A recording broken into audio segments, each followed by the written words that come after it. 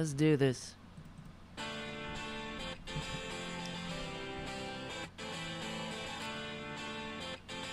RDTDaily.com presents a Tarabuster with comedian Tara Devlin. What's up? Hello, my friends. This is Tara Devlin. Thank you for hanging out. This is our regular Saturday evening spot. It's a little bit later, of course, because that's the way it is. We have to adjust. I mean, if you want to have a daily show at a set time, please become a patron at patreon.com/Tara Devlin. Like tonight's sponsor did that. They went over to patreon.com/Tara Devlin and decided that, yeah, we stick together, we win. That we are in this together.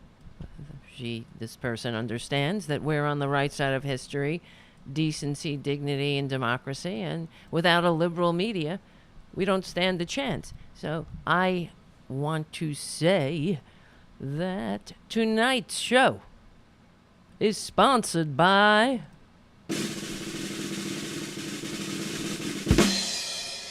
Claire DiBerardino.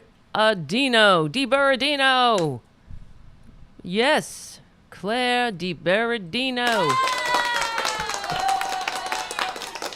Thank you, Claire. I hope I didn't mangle your name, but I don't need to know your name. I know your heart.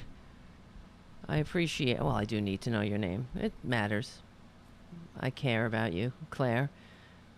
I love you, Claire.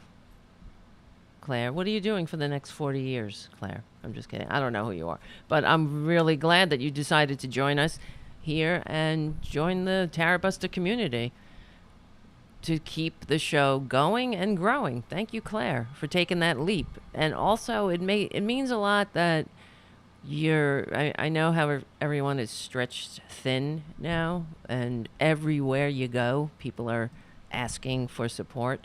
So I just want to say, I do see that. I appreciate that. You went out of your way to support this show. We're in this together. So thank you. Thank you, Claire.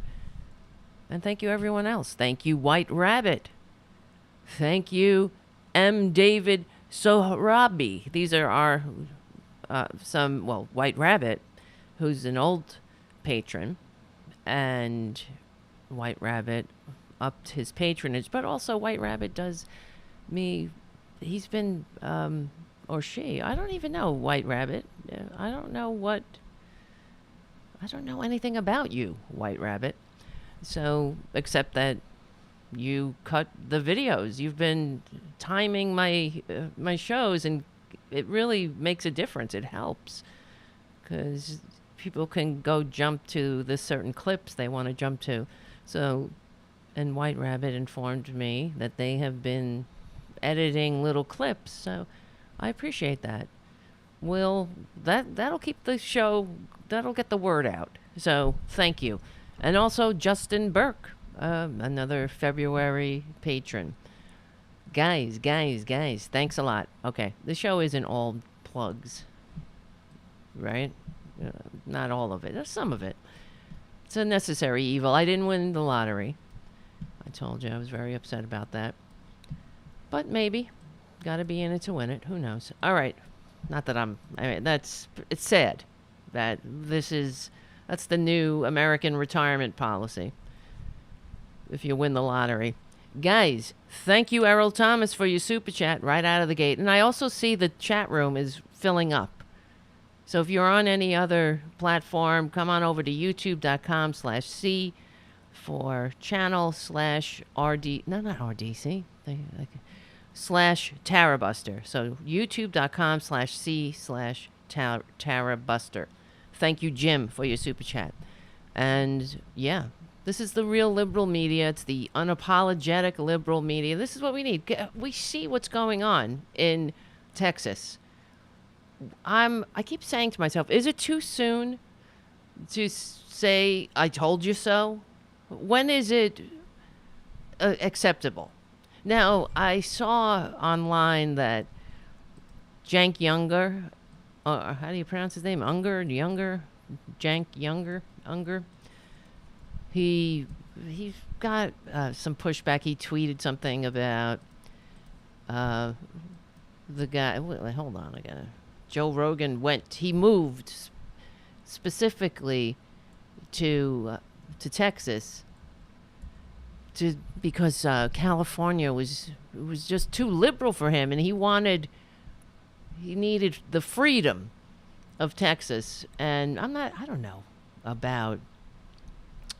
a big whatever. I don't really know Cenk Younger or whatever, but he tweeted is something about Joe Rogan is basically saying what I'm saying. I told you so. I don't want people to suffer. I really don't.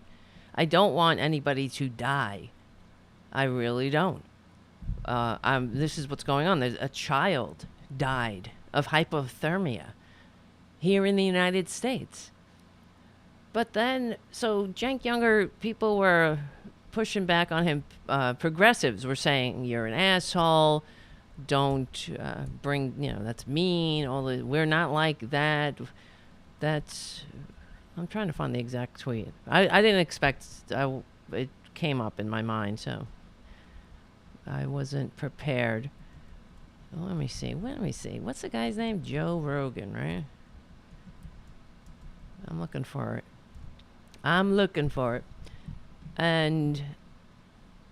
But when is it okay to point out? I guess I'm just trying to walk that fine line. When is it okay to point out that this is the result of your so-called party of personal responsibility? The government in Texas is broken. This is what Republicans do. We've been telling you. They don't care about you. If your lights go on and you have running water, good or bad, they don't care. Either way. If it blows back on them, they care. They pretend to care for a minute. And then they go back to suckling the system that broke everything to begin with.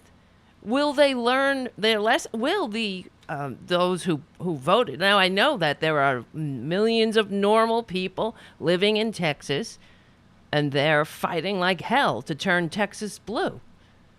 But I know there are a lot of Republicans that are a lost cause. They will never see the light. I saw this clip today of a woman whose husband died tragically I don't know if it was of hypothermia, but she went out to check on, he had fallen in the yard, and she went out and he was already cold from a direct result of Republican incompetence. Now, I wondered if this woman, she's an older woman, the guy was an older guy. They kind of fit that demographic, that Republican demographic. So I just wondered, when, I wouldn't say it now, hey, lady, what are you doing?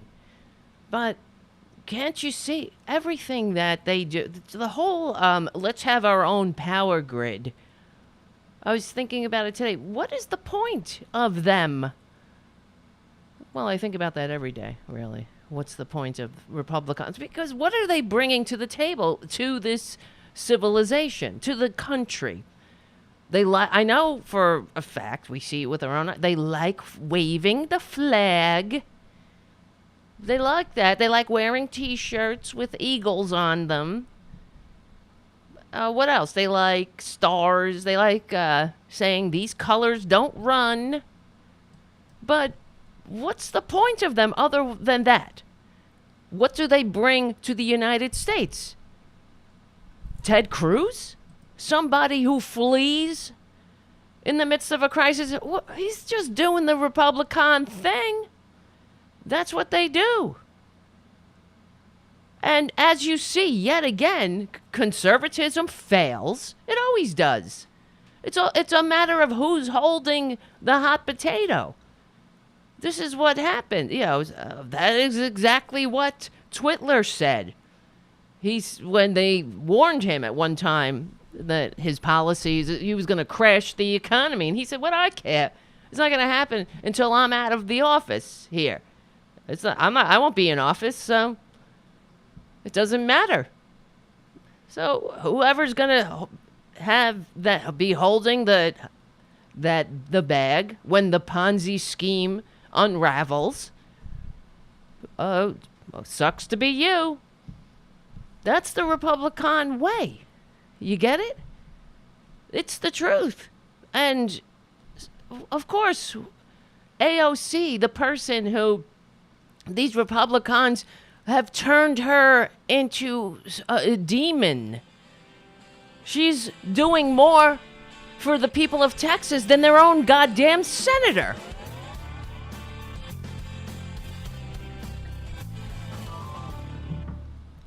Right? Am I right or am I right? Yeah. So, I don't know. I wonder being a Republican, here's the thing. I saw another tweet from Matt Getz, of course. Another useless. All of the useless people, right, are in the Republican Party. Although all Republicans aren't useless people, all useless people are Republican. You see, it works again. And he tweeted, I guess he was feeling the Republican way. He tweeted that Ted Cruz should have never apologized. But of course not. We didn't expect. See, actually, I was a little bit taken aback that he did apologize, because that's not Republican. They never apologize. I guess he ran out of wiggling. He decided to go with, all right, I effed up. Because being a Republican means never saying you're sorry. That's it. You don't have to apologize for your indifference. You don't apologize for your ineptitude.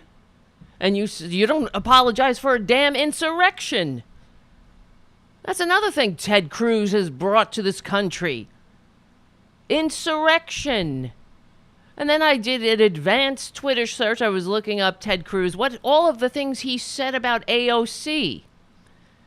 Of course, she is one of their favorite, all the right-wingers, that she is their favorite foil. And I've talked about it on the show. I almost said complained. We don't complain. Complaining is a waste of energy. We talk about solutions here. We point out the problem and we talk about solutions. But I looked up Ted Cruz and AOC, and he's in his Twitter feed. You're a liar.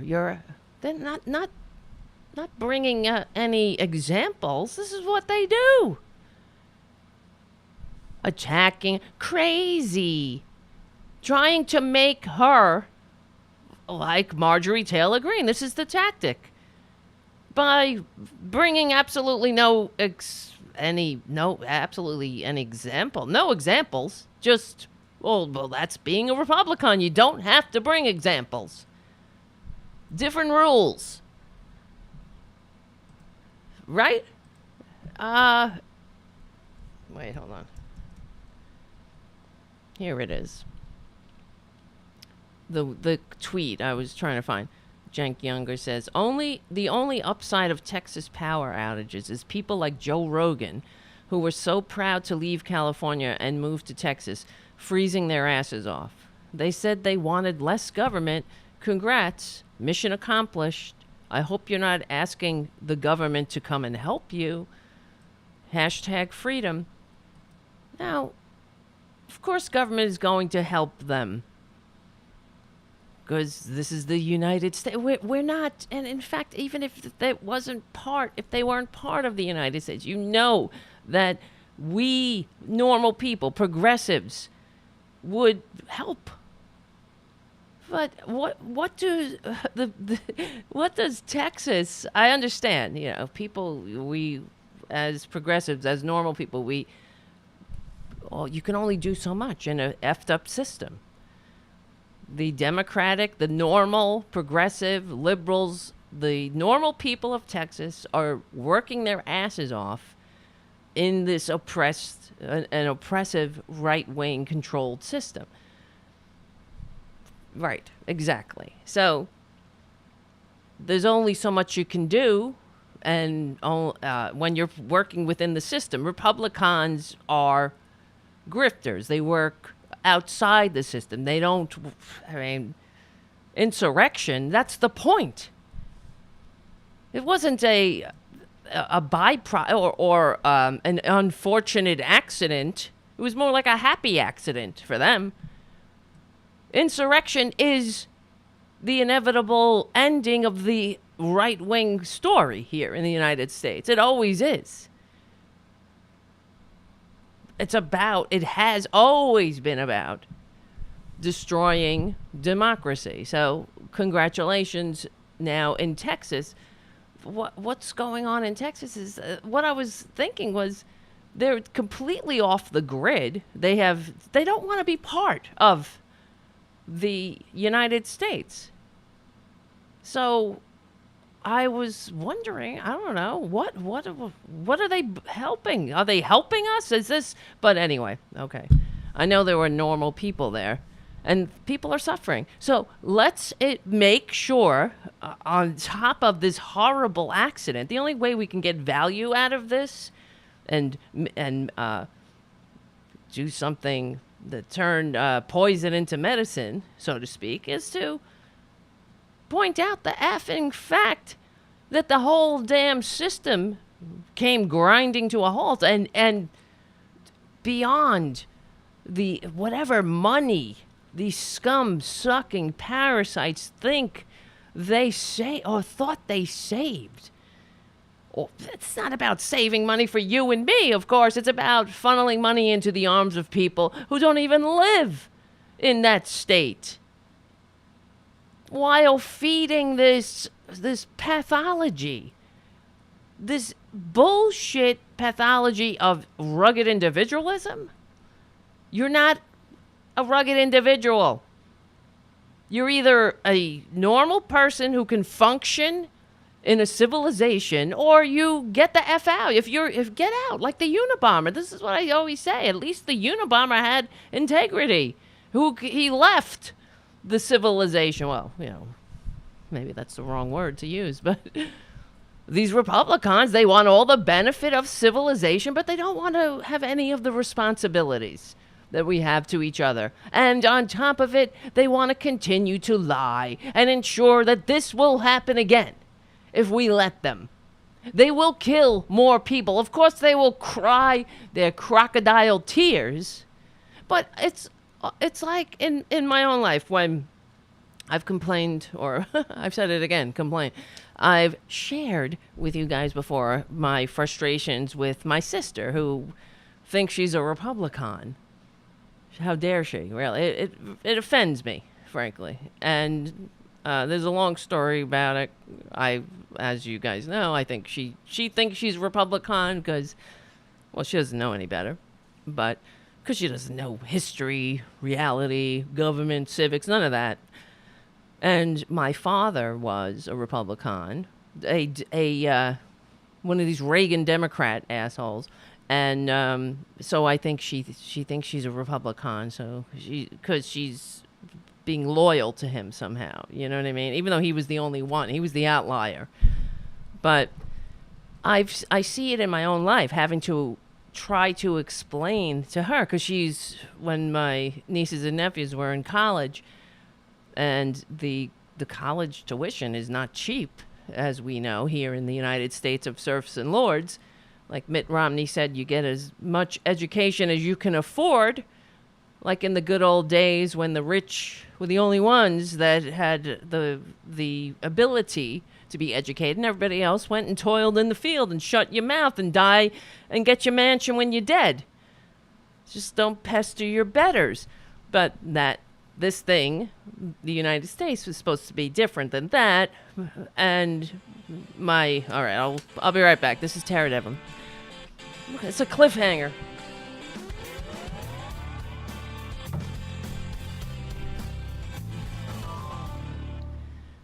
But I was talking about my sister who was complaining to me one day about the tuition that the kids coming out of college are saddled with overwhelming student loans, bills, constant bills. How can you get established if your student loan is more than a mortgage would be? You can't buy a home. You can't, I mean, all of these things that you consider would be part of a functioning society. But anyway, my sister complaining about it. And I would point out to her, well, stop voting Republican, please. See, in her mind, she thinks that voting for the Republicans, it's better because then she's not being, I guess all of her money isn't going to go to welfare queens. You know, when you pay taxes, it's not going to go to the welfare queens. She'll be able to get a low taxes somehow, somewhere in her fantasy land. Of course, she's not in the 1%, the tippy top 1%, that's for sure, that really benefit from the Republicans. But I tried to explain this to her, that this is all cause and effect. Everything is cause and effect, no matter what. That's a fundamental principle in Buddhism. It's a fundamental principle of life. Everything is cause and effect. In the cause that you create, the effect is inherent. It's all a matter of time. That's why the Republicans do what they do. The timing, who's holding the bag of feces or the hot potato? Well, they don't care about that. They're spinning the wheel, rolling the dice. Whether it's going to happen today, tomorrow, as Rick Perry said, this is a black swan event. What's going on in Texas, the freeze, and now the aftermath. Well, they're still freezing, but it's all these black swan events. We're living in the black swan world now. Every year we have black swan events, all these catastrophic weather events that all the time. They say, oh, this is the biggest storm in 100 years. This is our 100-year storm, 2 times in a row now. And it's only just begun. We're in the consequences of climate change, of not doing anything about it. Everything is cause and effect. So when they decided not to winterize, that might have worked out well in the short term, but hey, party of personal responsibility. Take some goddamn responsibility. That's why, how could they take responsibility? They don't take responsibility for the damn insurrection they inspired. We have videos about it. Videos of the traitors saying we're here on Trump's command. Ted Cruz is on our side. But you know who they're blaming? Nancy Pelosi. Yes, Republicans have found the real culprit of the January 6th riot, the insurrection. It's Nancy Pelosi, of course. One of the victims, one of the people they wanted to hang. The one who someone said she would put a bullet in her brain. That only happens thanks to a steady diet of bullshit, of Republican bullshit, for an entire lifetime of feeding that and shoveling the lies into the easily led skulls of the right wing, who clearly, as I have said, from the day I launched this podcast, from the day I became politically aware that Republicans are unfit. They were unfit to hold leadership positions in a modern nation because they are incapable of functioning in a modern democracy. That's the bottom line. They are incapable. Look at it. They don't want to be part of the grid Because they don't want the rest of us to tell them what to do to make their infrastructure able to withstand the 100-year Black Swan event. Because now who's going to pay? We will all pay the consequences of climate change and the Republican inaction. It's the irony. I don't know what's the word. Is it irony? It's hypocrisy. It's tedious because it never stops. They never learn. So as far as the tweet with Cenk Younger, when is it? Is it? I don't know. I don't like him. Whatever. I don't dislike him. I don't really follow him, I have to say, but I see that he generates strong feelings from people. People saying, let's see, poorer citizens who are dying because they don't have enough money to try to get warm. Really love your sentiment. People are jumping on him saying, let's see. Lucky for them, President Biden is not vindictive. Yes, well, that's another thing I was going to say.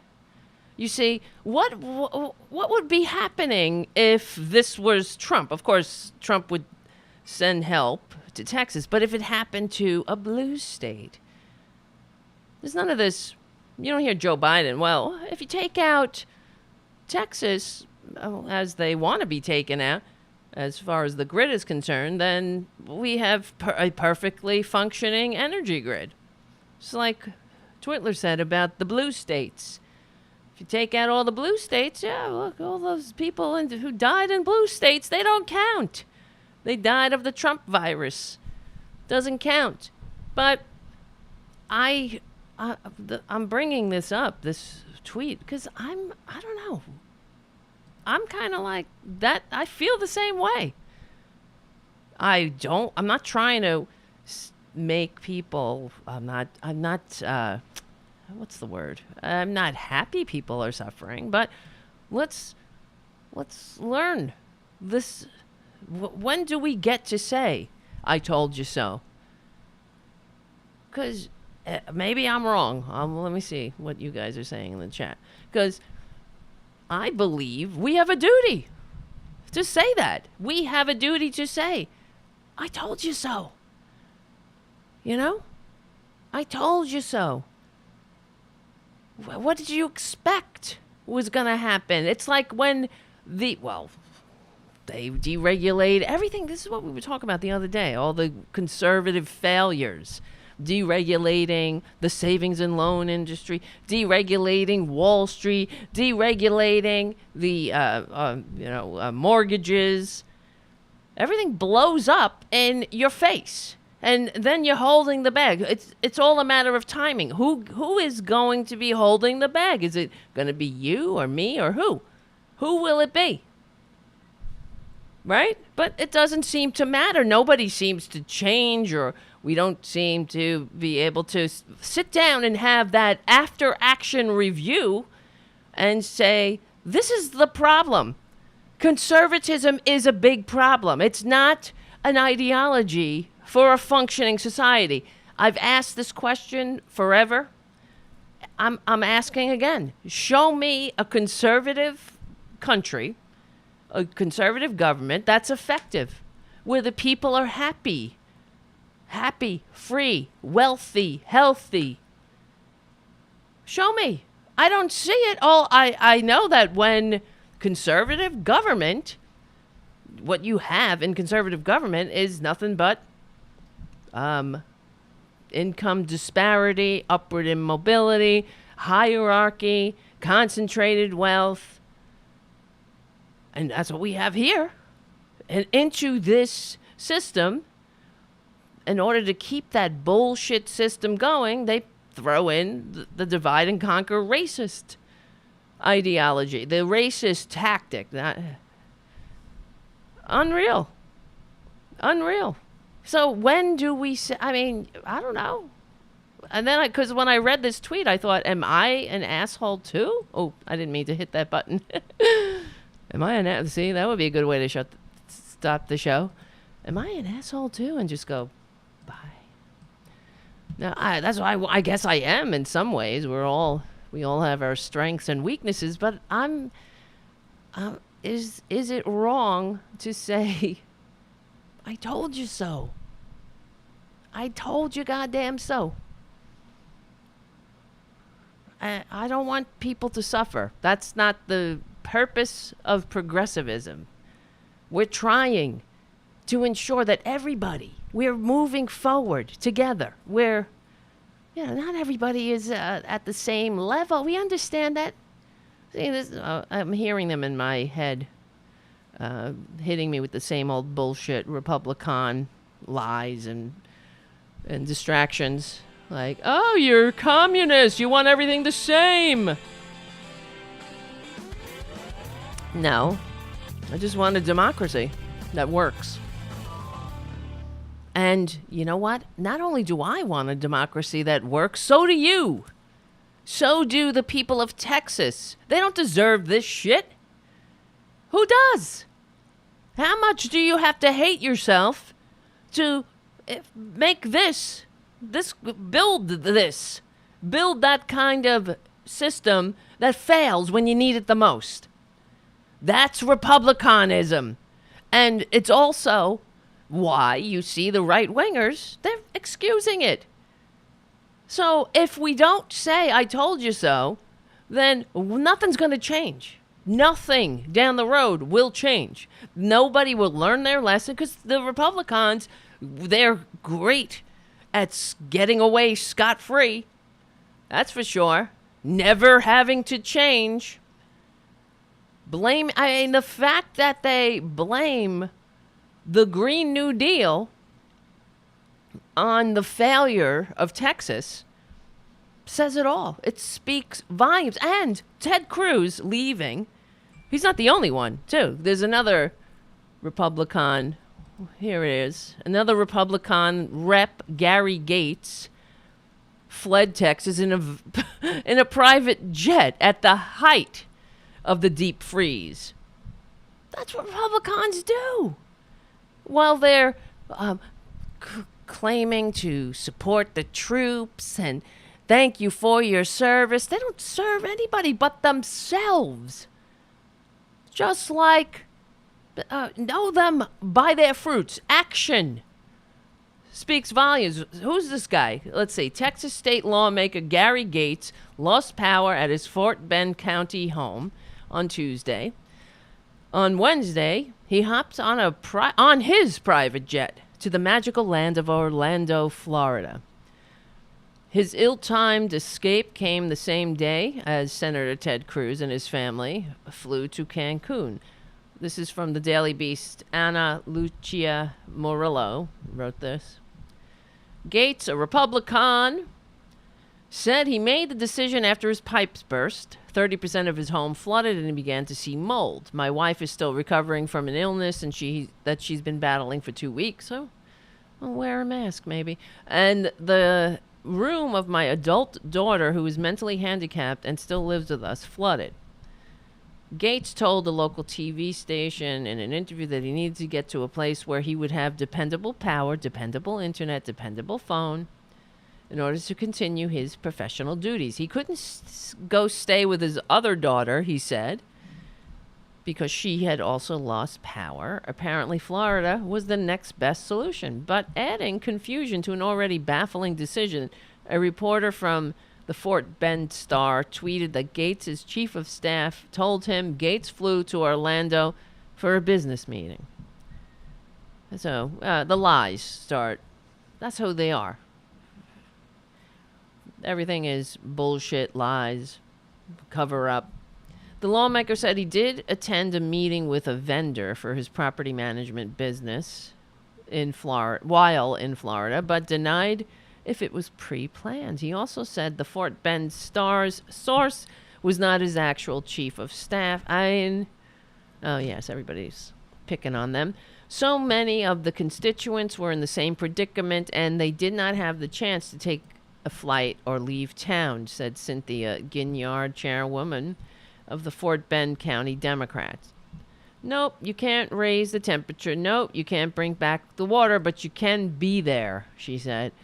Constituents were also enraged when they found out about their representative's flight. This is what they do. My representative's in friggin' Texas right now. You're welcome. AOC is my representative. It really would have been nice to have a state representative helping on the ground, working at a warming center, packing food, etc., rather than immediately flying off on a private plane when the going gets tough. That's what they do. You're nothing to them. You get it? Just like they don't give a crap if you die. That's the way it was meant to be.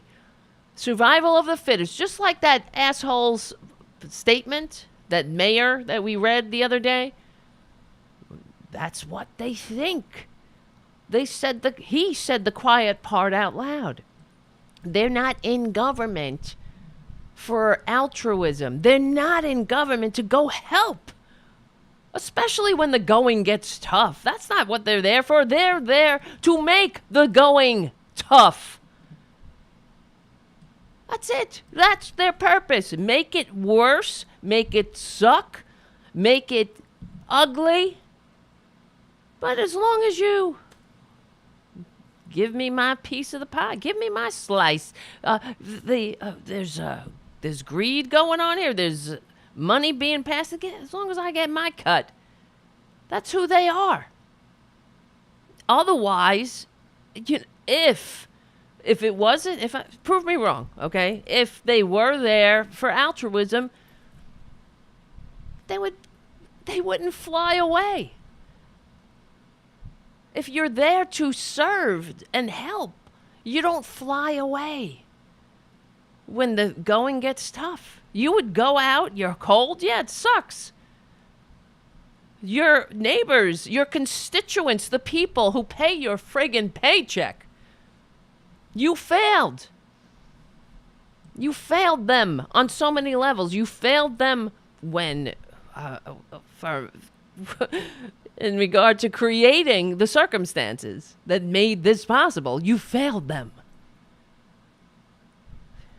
Jesus Christ. It's like, reminds me of, I knew a guy once, and he passed away, unfortunately, years ago. But I knew him from the rooms of the community of recovering addicts and alcoholics, He was in recovery, but he had hepatitis or something. He needed a liver transplant.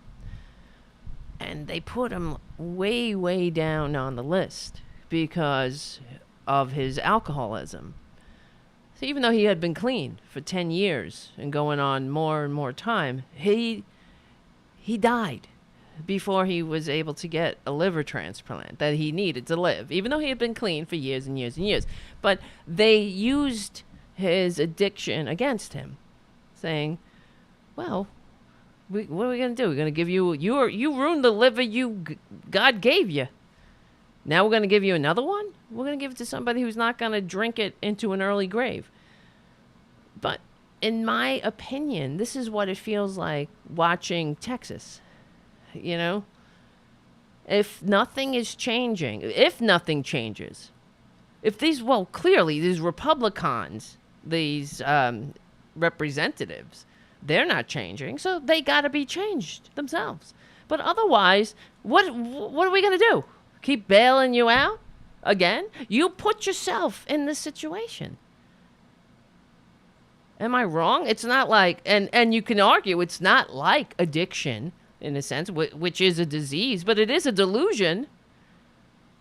See, addiction may not be a choice, but is being wedded to this fantasy of conservatism. Is that a choice? I mean, maybe we could break it down like that. Does it run in families like addiction does? Is it I would say it's damn destructive. It's all, but the thing, well, I guess in a way it's like addiction, because when you're in addiction, you're not the only one who suffers. You're bringing the whole community with you. That's the truth. I remember when I was using back in the day, and my very good friend said that to me. You're not doing this to yourself. You're taking everybody with you. This is what she said. And it was one of those moments where I was like, saw a moment of clarity where I saw, oh, wow, yes, I see that. It's selfish to do that, to be self-destructive, because you take everybody with you. You take your job, you take your mother, your father, your loved ones, your friends. You take your whole community with you. Isn't it the same, though, with Republicanism? They're not bringing anything to the table. And we also, I guess it's sort of like they have one idea all the time. It's the same idea. Everything that happens. This is why they are unfit to hold leadership positions in a modern nation, because their only idea is the same ideas that make everything suck to begin with. Deregulation. Well, it's two ideas. Deregulation and tax cuts. That's it. Those are their ideas. You see? That's it. Anybody else got another idea that you can point out that they bring to the table? I know. Well, their racist ideology, their racist bullshit, that's a tactic. But their racist crap runs cover for their other ideas, quote unquote, which is deregulation and tax breaks, which is what brought us here to begin with. What made Texas the disaster it is. Hey. My name is Tara Devlin. What's going on? Let me see. I'm checking in. I have to check in with the chat. Let's see. Where are you? Yeah. Slow Tree says Republicans are addicted to their cult leader, Trump. Yes. Commander Bond, make Texas have state income. Wait. I lost you. State income tax to pay for their mistakes. Right. Jerry Jones, this freeze is like hitting the jackpot. Texans are already receiving $10,000 power bills. Yes, capitalism, well, you say stinks. I say sucks. There you go. Right now, these poor people of Texas are getting hit with bills. Out of control. Wait, I did have one of these articles. Let me see. Texas power bills. They have effing balls. You see, not the people getting the bills. I'm talking about the corrupt system. Of course, though, the person who went right on TV, went right to the propaganda channels to spread the bullshit that it was the Green New Deal that doesn't exist, which was Texas's real problem during their catastrophic event, which is still going on. He's Greg Abbott. Texas's governor's biggest donors are from the very energy industry that failed. So from ABC News, let's see, Paul Weber and Noman Merchant write, as a frozen Texas reels under one of the worst electricity outages in U.S. history. Isn't that the way for Republicans? When you go, it's go big or go home, right, Texas? We could have seen this coming. We've been telling you. Okay, all right, I'm sorry. Republican Governor Greg Abbott has blamed grid operators and iced over wind turbines. Right, sorry. But gone easier on another culprit, and the oil and gas industry. That is the state's dominant business and his biggest political contributors. Of course, there you go. That doesn't, it doesn't matter how many children die of hypothermia, how many old women find the corpses of their husbands in the yard after half frozen to death. That doesn't matter.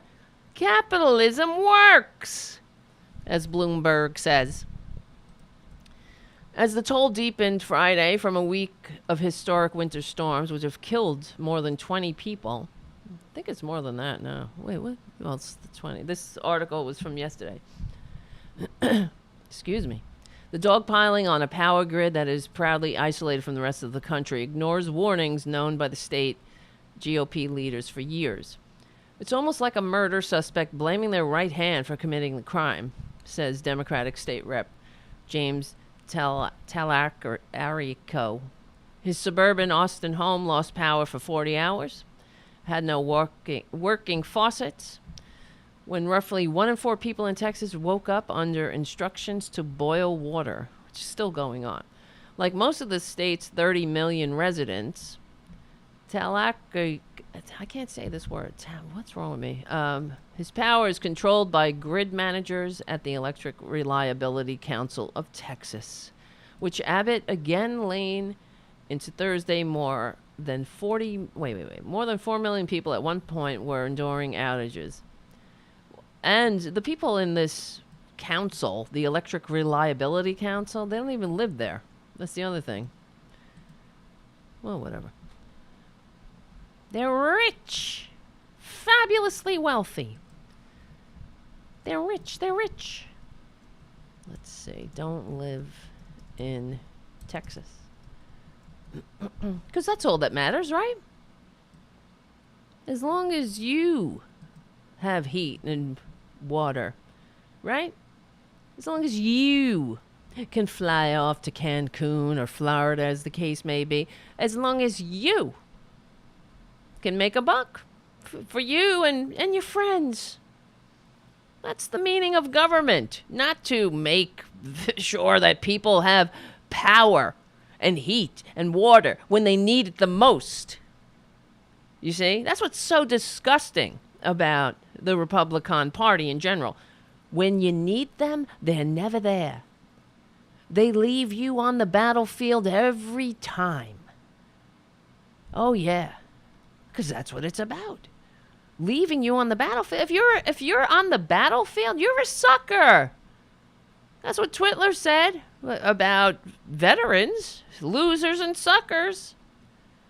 So that's what that guy who had to, what's his name, Boyd, who resigned, he said, yeah, you're a loser. So yeah, it's not my responsibility. Yes, it is. That's what is government except to ensure that people have the basic necessities, the basic infrastructure when they need it the most.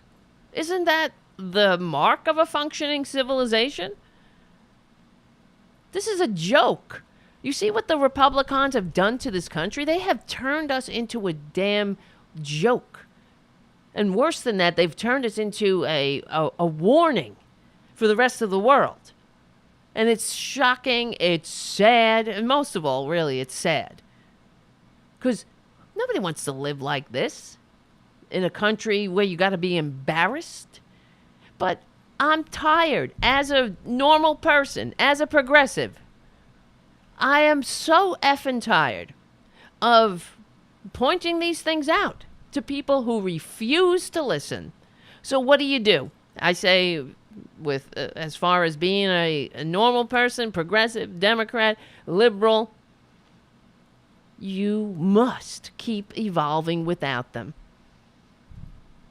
But we have a lot of things, a lot of the Republican policies and conservative policies from both the left and the right weighing us down, ensuring that this is going to happen again. Well, the only thing we really can do to affect change is continue to get the word out. In the meantime, while we push the policies, while we push the representatives to do the things, to do the progressive things we need. But trust me, I'm telling you right now, Republicans will not learn this lesson. They'll do whatever they can. They will continue to blame AOC and the Green New Deal. They will. They'll continue to blame Democratic politicians that don't exist, like Donald F. and Trump Jr. And it will happen again if we allow it. So, and as ABC News writes, the crisis has put the fossil fuel industry that lavishes the Texas Capitol with money in the crosshairs in ways Abbott has not yet to navigate when steering America's second largest state through other disasters, including hurricanes and an ongoing pandemic. For the first time Thursday, Abbott called on Texas to mandate that power plants be winterized. Oh, well, welcome to the party. Welcome. Welcome to normalcy. Government. I thought government was the problem. This is what drives me insane. We've been hearing this for years. Government's always the problem, isn't it? Until it's not. It's not the problem, you morons. I'm not talking to you guys. I'm talking to Greg Abbott. It's only they like government just fine. Greg Abbott loves government. There's no bigger parasite than the right-wingers. That's what they do. They suck on the government constantly while ensuring that you don't get to suck on the government at all. You see? And not that you're sucking on it. We have a right, a duty. We should expect a government that functions for us, because we're the ones who put our bodies on the line to create it and keep it going. Oh, freedom isn't free? What do Republicans do? What's the price that they pay for this government? Because now, once again, we come swooping down to fix the Republican disasters. Everything they touch, they turn to crap. Everything. We could have told them. You don't want to be on the grid? You don't want to be on the rest. You don't bring anything to the. You don't want to be part of the country until there's a problem. Jesus Christ.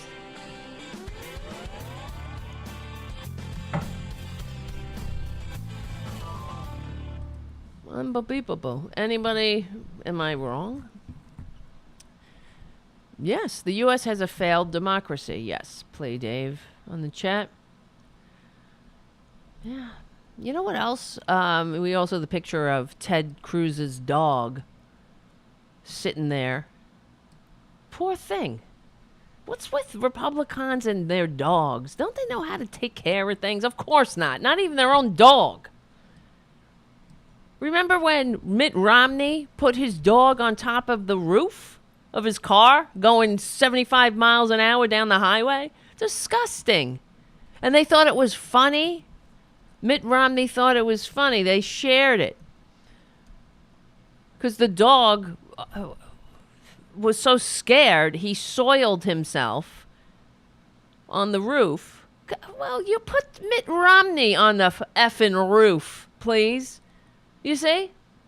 Who puts a dog on the roof and thinks it's funny? And then Ted Cruz abandons his dog in the middle of this disaster, leaving the dog. He's saying that the house was freezing. There's no water. The house is freezing. So you leave your dog behind?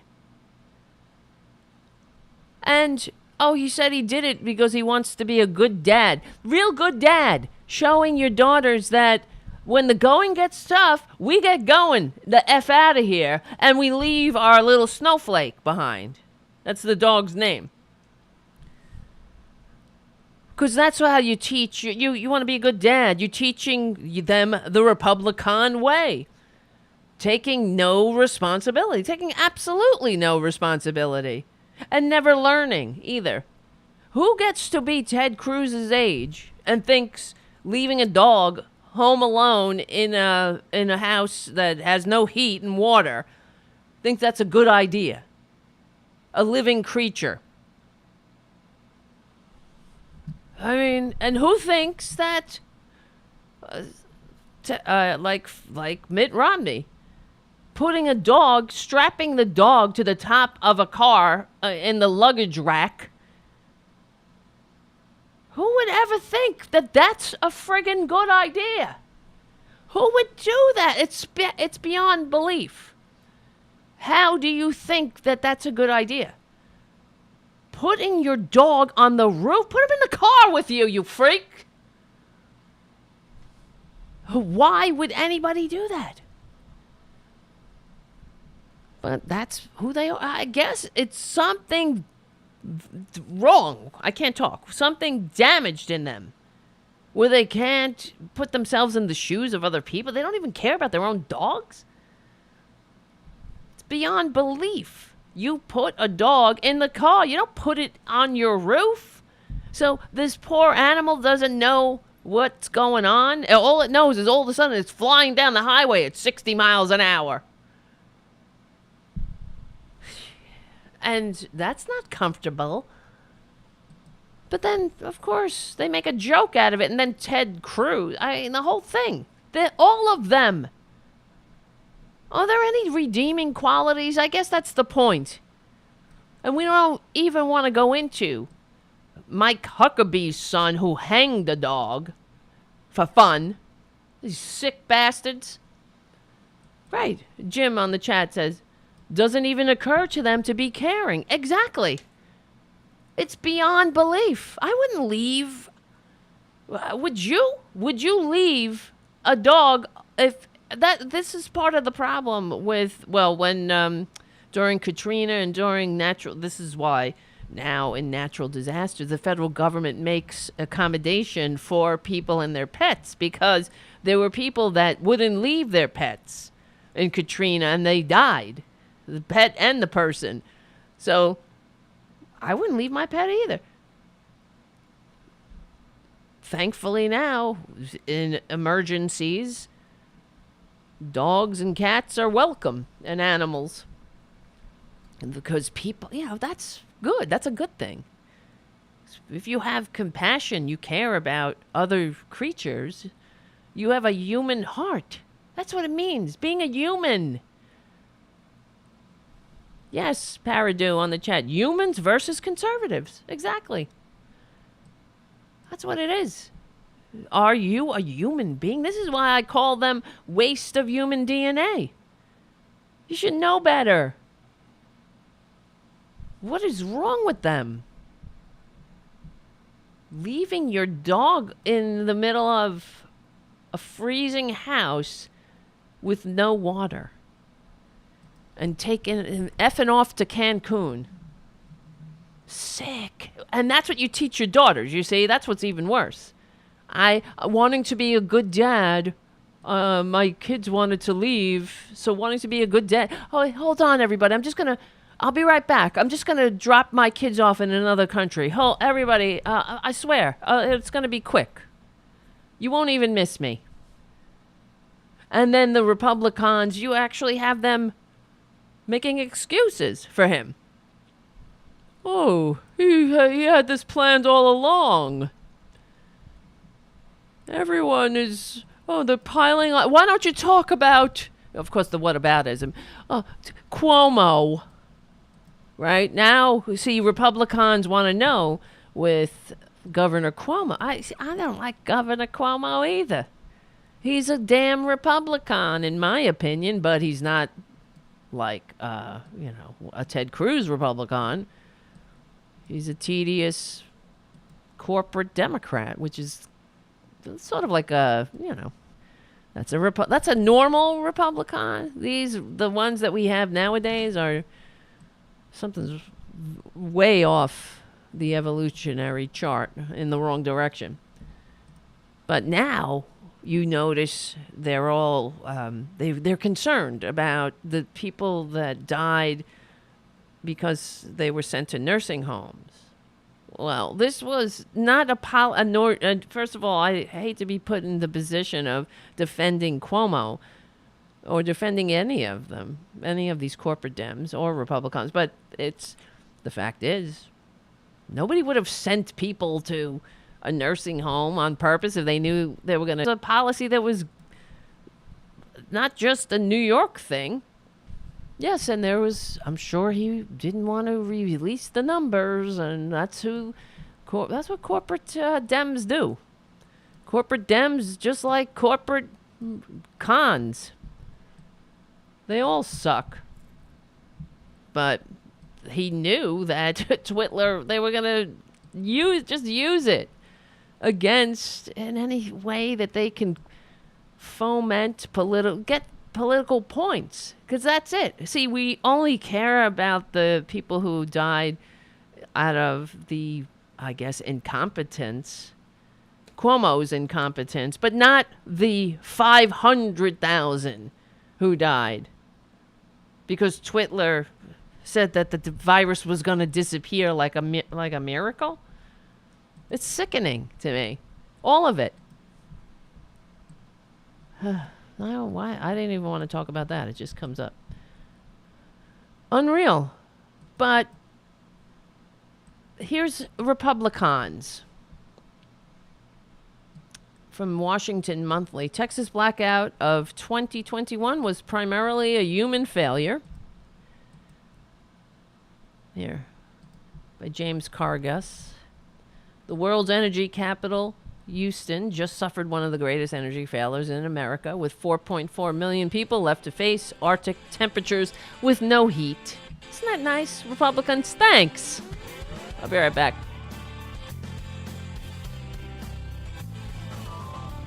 Yes.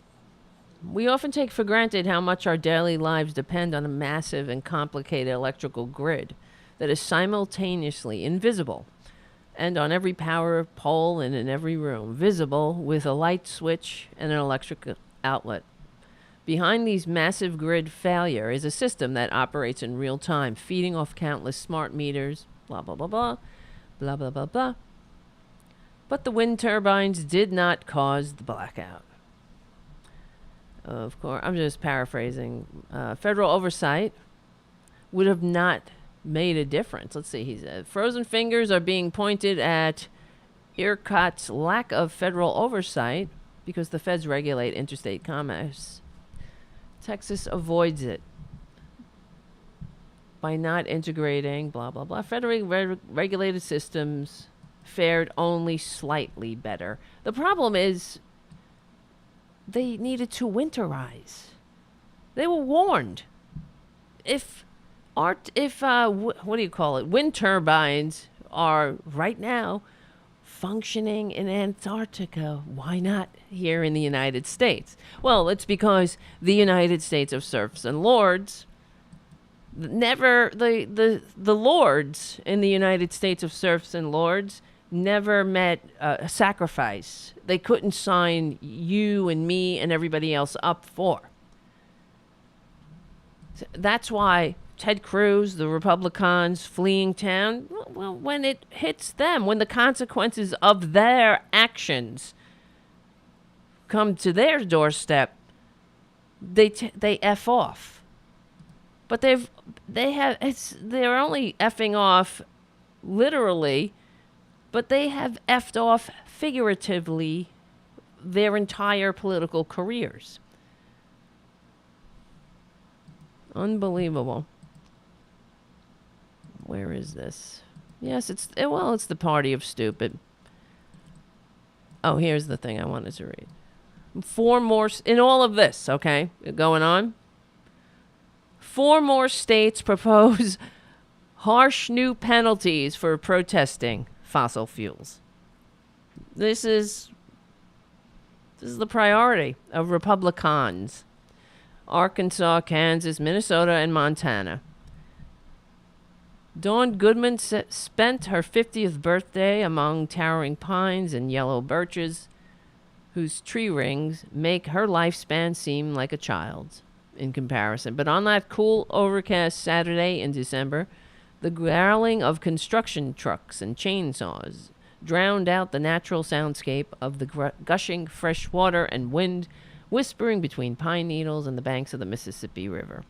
Goodwin was at this river crossing near Palisade, Minnesota, to protest the construction of the energy company Enbridge's Line 3 pipeline, a $9.3 billion project to carry tar sands oil, one of the dirtiest varieties of crude oil, from Joliet, North Dakota, to a terminal facility in Minnesota. From there, it distributed to refineries. Goldwyn winced as workers felled a mighty spruce. At that moment, the tree spoke to me, saying, "I'm being disrespected. I am medicine." Oh, Republicans must get a real kick out of that when people say they care about trees being respected. They think that's that's hilarious. Not that we need trees, or don't we? And they're just cutting me and throwing me out with no care. I felt like I needed to go and pick it up, so I walked over. Without realizing it, she stepped over an invisible border and had officially trespassed onto the construction site. Within seconds, a half a dozen police officers surrounded her, carrying zip ties to arrest her.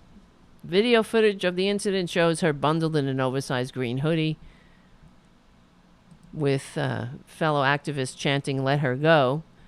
Under a new bill in the Minnesota legislature, Goodwin could face steep consequences. Had any of her fellow activists caused even minor damage to the equipment, the bill could have virtually held anyone, even remotely involved, liable for the damage, threatening protesters with 10 years in prison and $20,000 in fines. This is all while, we're trying to save this country and Earth from the same old consequences again and again and again. What the problem is that, see, one of the steps on the steps to reclaiming a government is when the law enforcement refuses their orders. So, for example, in this example, this woman is arrested. We know where we will win when the cops don't show up and arrest these people. Everything is a choice. But I guess we haven't had enough pain. All right. Guys, what time is it? Where are we? Where are you? Yeah.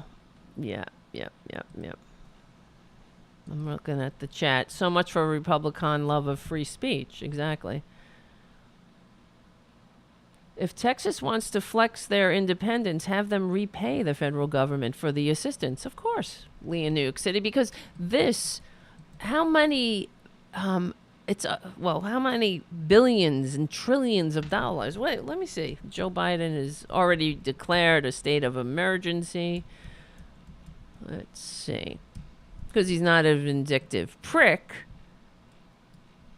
like, of course, Twitler or any of the other Republicans, or any time. Remember, wasn't it Ted Cruz? Now that I'm saying this, I'm thinking Ted Cruz denied funding for Hurricane Sandy. Am I wrong here? Under the guise of his supposed concern about the deficit? Oh, my God. You see, Texas, you got to get rid of Ted Cruz legally and peacefully. We're trying to help. We're sending funding. We're sending our representatives down there to help. We're coming with practical help for you people, and you're sending us Ted Cruz, who wants to overthrow the government, who wants to throw out my vote, your vote, Democratic votes, who can't even say Democratic. Yeah, Ted Cruz. Now that I said this, Ted Cruz is being called out for voting against Hurricane Sandy relief now that he's asking Biden to help Texas. Isn't it always the same?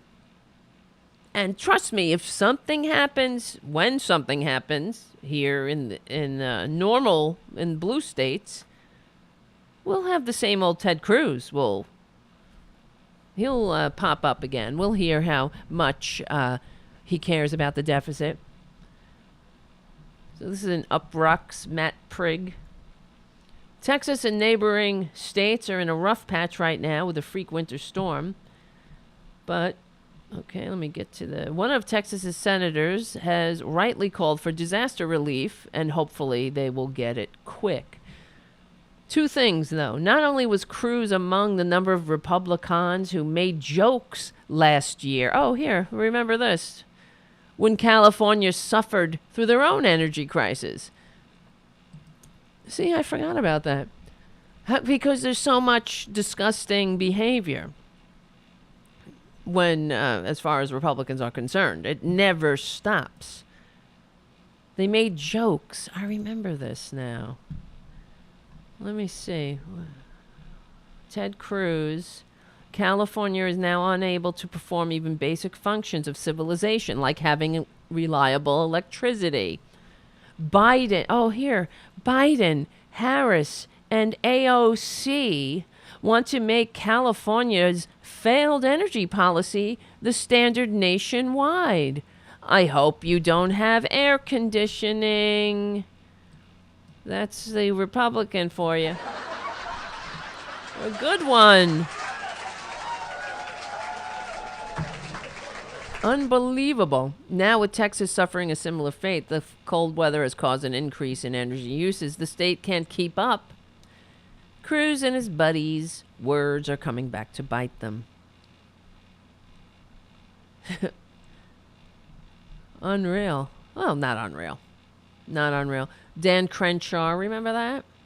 Alexa, show me what happens when you let Democrats control energy policy. Unbelievable. Good one, Dan. Oh my God. Alexa, show me what happens when a Republican ever learns from their mistakes and changes. So, let's see. People are saying, this is from the same guy who voted no Hurricane Sandy relief. Cruz, along with fellow Texan Senator John Cornyn, joined forces to request federal assistance. They wrote, prolonged sub-freezing temperatures, strained energy capacity, and treacherous roadways are just a few of the current dangers faced by Texans. In the last 3 days, there have been 11 crash-related fatalities, unfortunately. Yes. Wait, hold on a second. My name is Tara Devlin. What do you think about that? Become a patron at patreon.com if you can. When we're doing some unapologetic liberal talk. Reading this Ted Cruz. This is him asking the federal government for help. In the last 3 days, there have been 11 crash-related fatalities as road conditions deteriorate. More than 23,000 Texans, that's it? Have lost power? When is this? And frozen pipes have impacted water distribution. This is all very notable, but where was Cruz in 2012 when parts of New York and New Jersey were underwater from a freak hurricane? And why did he think power outages in California last summer was a time to attack AOC?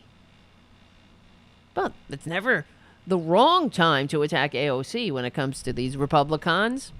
That's how you know AOC is correct. She's on the right track. She's promoting the right policies that we need. That's how you know. The Confederacy of Republican traitorous dunces are all aligned against her. On a related note, parts of the GOP, including Representative Lauren Boebert, have blamed their ills on the Green New Deal, which hasn't even been voted on, much less enacted. And so, much like that time he tried to reach out to AOC, only to be reminded that he had nearly helped get her and many others like her killed, well, many others, not just like her, but everybody, killed by MAGA rioters. Cruz's attempt at do-goodery only reminded many that he's a jerk. Yes, people wrote back, Ted Cruz is the same piece of shit who opposed disaster relief for Hurricane Sandy, but then asked for it after Hurricane Harvey hit. Yep. Isn't it just like a Republican? Trying to be a good dad, I guess. Showing Republican hypocrisy. Showing your daughters that you cover your own ass. You save yourself. F your fluffy little Bichon Frise or whatever they're called. You take off. If she freezes, she freezes. If you die, you die. Republicans love Jesus. They want you to see him quicker.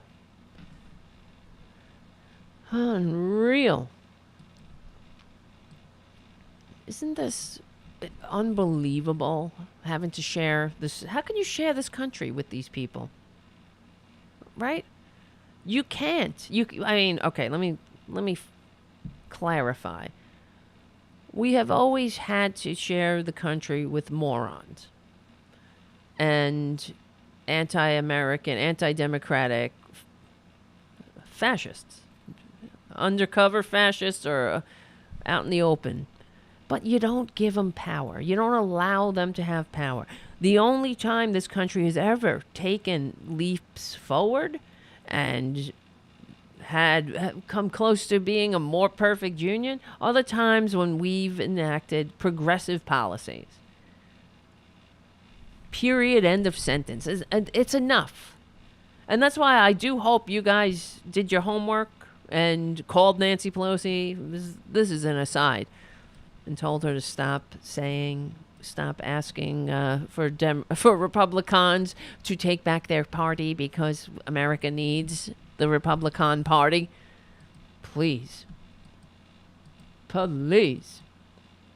Oh, another corporate Dem who isn't my favorite from the Hill. He's Beto O'Rourke says we are near a failing state in Texas due to Republican leaders. Yeah, that's how you got to talk. We got to give credit where credit is due, and I also hope the Democrats, the normal people, progressives, they listen to this show. Tell them that we're only giving the party of personal responsibility the responsibility. You know, you don't just get to take responsibility or claim that motto when you're trying to strip people of health care. You also get to take it when you strip people of their electric grid. He says so much was avoidable, he said, going back to the deregulation of our electric grid here in Texas, which has actually created an incentive not to weatherize or protect against these events. That's good. This is how you have to talk. You know, it heartens me. It gives me hope when I hear even the corporate Democrats speaking like that, because that's the way, not only is it the truth, but it's the way we have to push the progressive policies without apology. And, we're being accurate. It is accurate to point out who sucks around here. Who sucks? Oh, and another thing, actually, speaking, I'm going back now. I consider the restaurant my home. An ad just popped up, started playing in my ear. Did you see this? I should have brought this up when we were talking about the dogs, but what the F is this? These Republicans on Newsmax mocked Joe Biden's dog, Champ, mocking his appearance. What is wrong with these freaks? Newsmax host Greg Kelly took aim at President Biden's dog, Champ, on Friday, mocking his appearance during a segment on his show. Did you see that dog? Kelly asked, referring to Champ. Doesn't he look a little rough? I love dogs, but this dog needs a bath and a comb and all kinds of love and care. What does a Republican know about love and care? I've never seen a dog in the White House like this. They even hate dogs. Kelly then compared Champ to Buddy, former President Clinton's Labrador Retriever, and Millie, former President George H.W. Bush's English Springer Spaniel. I remember Buddy. I remember Millie. I remember lots of dogs, but not a dog who seems, I don't know how much love and care he's getting. Kelly then introduced two guests. One of the guests, Craig Shirley, said Champ looked very dirty and disheveled, very unlike a presidential dog, like Millie or Victory or any other dog that I've seen in the White House. Can you believe them? He's a 12-year-old German Shepherd. He's old.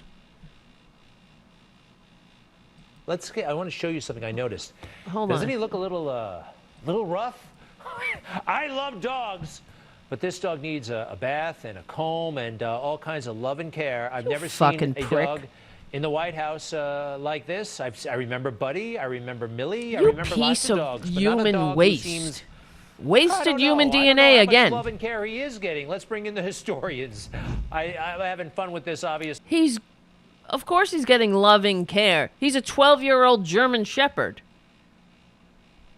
I like to see this fucker when he's 100 and, what, in dog years? 107? 100 and, son of a bitch. But I do want to talk about some stuff. Craig Shirley, Reagan biographer, presidential historian. Craig, Reagan. Welcome back. And Doug Weed, presidential historian, former advisor to George H.W. Bush. That's the White House where I remember Millie. Millie had like a staff, and they really took care of her. Very beautiful dog.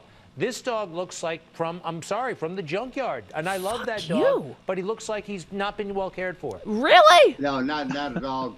Thank you for having us. Wow. No, he looks very dirty and disheveled and very unlike a presidential dog like Millie or Victory or something else in the past in the White House.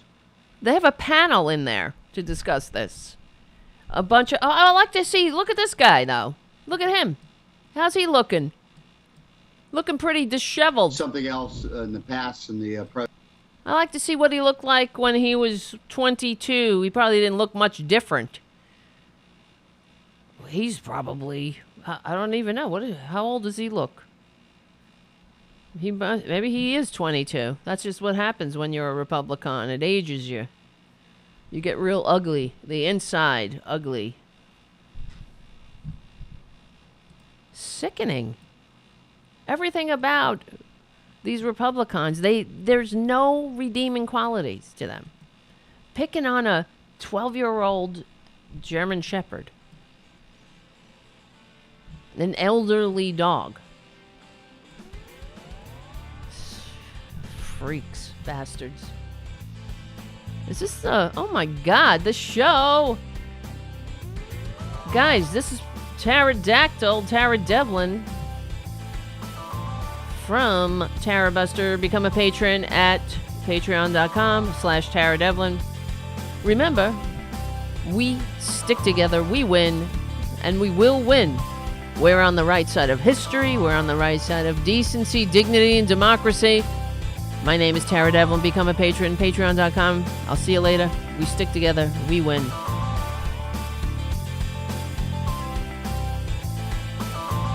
I F that up.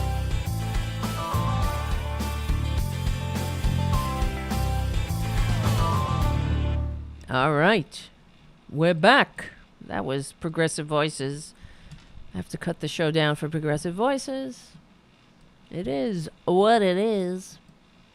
But we're still doing a show. Okay. I don't know. I hope you like it.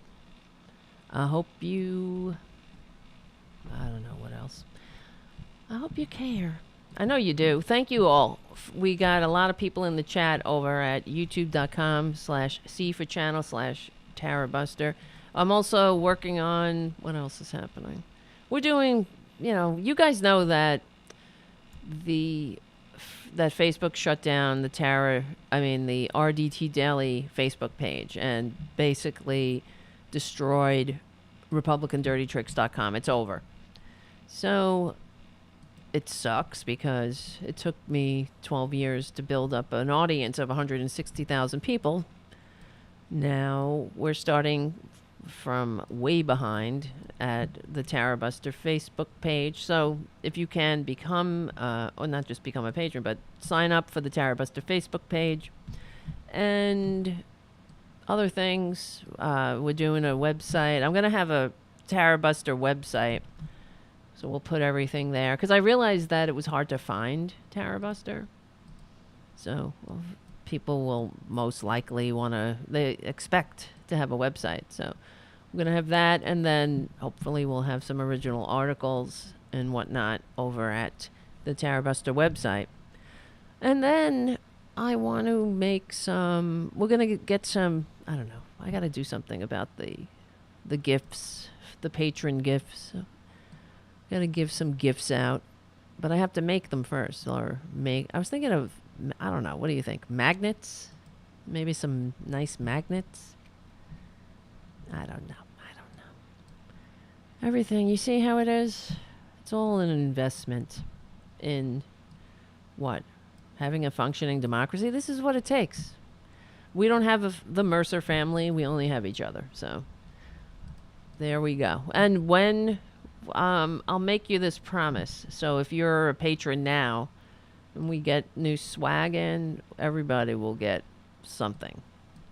All right? But it will take me, because I'm the only one doing it. So it will take time for not only to get it done, but also mail it. But nothing has been created yet. We have to, it's all in the planning phases.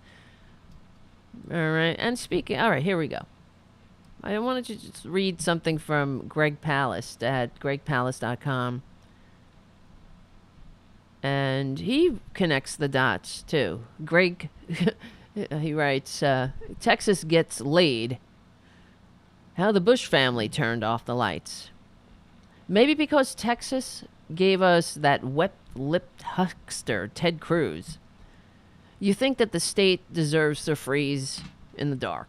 I get Finally, that. tonight for you, we have a judge who ordered Dominic Pezzola must remain in custody on destruction. I hate when that happens. An ad just started playing in my ear from a browser that was open. Okay. So he writes, Greg Palast writes, I get that, but it's not their fault. At least not the victims burning family heirlooms to stave off frostbite. What happened was entirely predictable.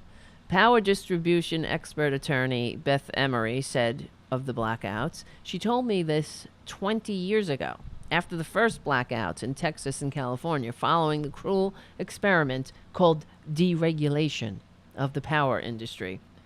Until 1992, the USA had just about the lowest electricity prices in the world and the most reliable system. For a century, power companies had been limited by law to recovering their provable costs plus a reasonable, quote-unquote, for example, reasonable being small profit. But didn't I say this the other day? This is why I'm bringing it up. In 1992, George H.W. Bush, in the last gasps of his failed presidency, began to deregulate the industry. Deregulate is a misnomer. Decriminalize describes it best. With the free market, quote-unquote, supposedly setting the price of power, Texas-based Enron was freed to use such techniques as ricochet or get shorty and Death Star. This is what internal documents, they called this. To blow prices through the roof when weather shut down power plants. This week was not the first game of Texas gougem. Enron was not the only Lone Star power pirate. Houston Power and Light was ramping plants up and down at odd hours, which whistleblowers said was deliberate. Bush's son, Shrub, Texas Governor George W. Bush, signed a law in 1999 forcing the state's hapless customers to accept any price the free market dictated. The quote free market, the bullshit free market. Enron's Ken Lay the CEO, showed his appreciation by becoming Baby Bush's #1 donor for W's presidential ambitions. This week's wholesale electric prices in Texas, normally $50 per megawatt hour, busted over $9,000 megawatts per hour. Again, it happens with every cold snap and heat wave. One shop owner showed the Daily Beast her electric bills, which blew up from $34 a month to $450 on a single day. Every state in America interconnects their power lines to provide backup in case of emergencies, except Texas. To prevent federal regulation, Texas deliberately has refused to connect its lines to other states. The federal government, which has restored a modicum of protection, can only police utilities that are connected to the national grid. So Texas literally cut itself off from the rest of the U.S. Texas Governor Greg Abbott blames windmills for this week's deadly disaster. Some wind farms froze, but California is sitting on a massive excess power capacity with 80,000 megawatts of capacity. The Golden State often gives away power for free to other states. This week, the sun is shining in LA, and our solar, wind, and hydro generators could easily unthaw Texas if the Lone Star State hadn't been laid, and he means effed, by the Bushes. Of course, the rulers of Texas, the beneficiaries of freezer-burning pricing, know this. This week, former Texas Governor Rick Perry, Trump's first energy secretary, said Texans would be without electricity for longer than 3 days to keep the federal government out of their business. Are you enjoying this, Texas? I guess that's what Rick Perry is telling you, because you value freedom. Well, nobody's freer now than all those who died, I suppose. They have no more worries. They don't have to worry about any Republican picking their pocket or trickling on them. Well, Rick and Ted can tan out in Cancun while oxygen machines shut down. The solution is democracy. I didn't need a crystal ball in 1998 when I predicted that California, Texas, Oregon, and Rio de Janeiro would go dark and cold if they deregulated their power markets. In a series of lectures at Cambridge University, the London School of Economics, and the University of San Paulo, yes, I had a life before journalism. This is Greg Palast talking and writing. I said in academic terms, the screaming obvious. There is no such thing as a free market in electricity. Electricity isn't a bagel. You can't skip it in the morning when the prices go berserk. Or find another electricity shop nearby. It's the same thing for healthcare, by the way. The alternative to blackouts and price gouging in democracy is regulation. Regulation is merely the enforcement of public voted rules to protect the public from economic overlords. And that's why Republicans can't abide that. Their whole purpose is to turn the American people into nothing but hosts from which these economic overlords suck profit and discard. The alternative, and that's me talking, not Greg, but here's Greg again. The alternative to free market mania was first applied when the man who electrified America, President Franklin Roosevelt, said this: "To the people of the country, I have but one answer on this subject. Judge me by the enemies I've made. Judge me by the selfish purposes of these utility leaders who have talked about radicalism while they were selling watered stock to the people and using our schools to deceive the coming generation. My friends, my policy is as radical as the Constitution of the United States. I promise you this. Never shall the federal government part with its sovereignty or with its control of its power resources, not while I'm President of the United States." Where's FDR? We need a Democratic Party of FDR again. To make his point, the Roosevelt Justice Department arrested the nation's top utility executive and busted up his holding companies. Democratizing the electric system also produced another alternative to Keynesianism, socialism. In the 1930s, much of America had no electric services. Roosevelt launched the massive rural electric cooperatives, the Tennessee Valley and Bonneville Power Administrations, and other publicly owned systems that provide cheap, reliable, nonprofit power to 1/5 of America. Darkness at Noon in Portland. This is the title of this rest of this paragraph.